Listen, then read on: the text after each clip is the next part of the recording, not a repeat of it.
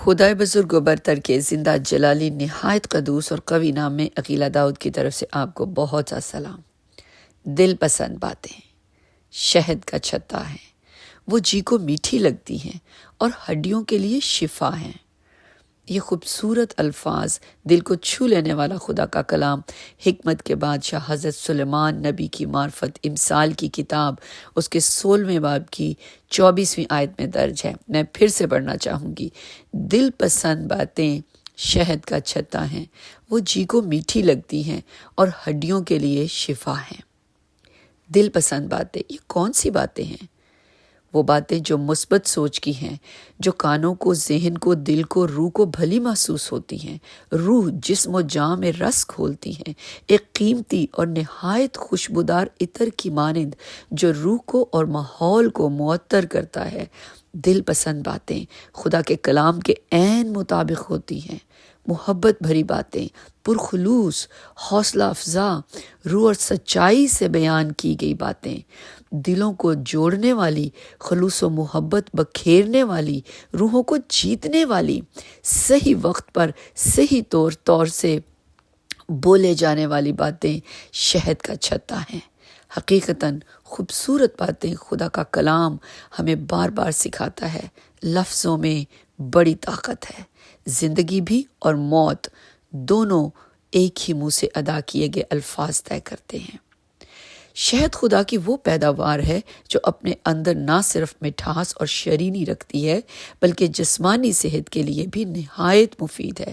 دودھ اور شہد کا ذکر خدا پاک نے بارہا کیا۔ بیابان میں آسمان سے جو مہیا کیا گیا من تھا، اس کے متعلق لکھا ہے خروج 16ویں باب اس کی 31ویں آیت میں، وہ بھی شہد سے بنا تھا۔ بادشاہ تحفے کے طور پر ایک دوسرے کو دیا کرتے تھے۔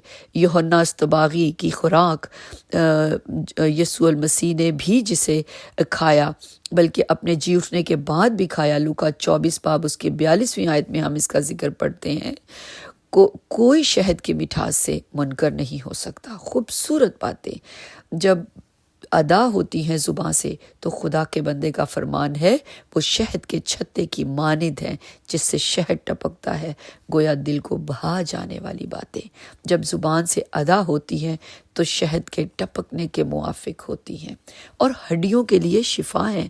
بعین اسی طرح شہد کا چھتا بہت سی جسمانی تکالیف میں شفا کا کام کرتا ہے اور گلے کی خرابی سے لے کر کئی طرح کی الرجیز کا علاج ہے، وائرس ختم کرنے کا کام کرتا ہے اور اسی طرح سے کئی طرح کے زہر کا اثر زائل کر دیتا ہے۔ یہ قیمتی گردانا جاتا ہے، آنکھوں میں چمک پیدا کرتا ہے، بدن کو طاقت بخشتا ہے، بہت سی غذائیت باہم پہنچاتا ہے۔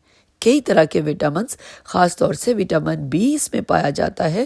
منہ سے نکلے الفاظ اور باتیں ایسے ہی ہوتے ہیں جو سننے میں دل پسند ہو، آنکھوں میں چمک، چہرے پہ رونق، جسم میں نئی طاقت کا موجب ہو اور روح کی تازگی کا باعث ہو۔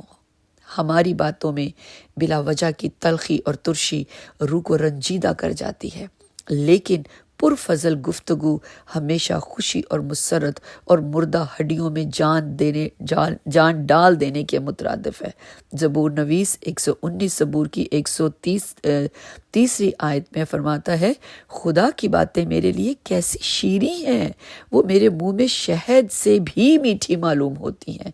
پھر زبور 19 اس کی 10ویں آیت میں خدا کا کلام اور احکامات کے بارے لکھا ہے کہ خدا کا کلام اور احکامات میرے لیے شہد سے بھی بلکہ چھتے کے ٹپکوں سے بھی زیادہ قیمتی ہیں۔ میرے عزیز سامی، کیا ہماری گفتگو ذات الہی کے بیان کردہ معیار کے مطابق ہوتی ہے؟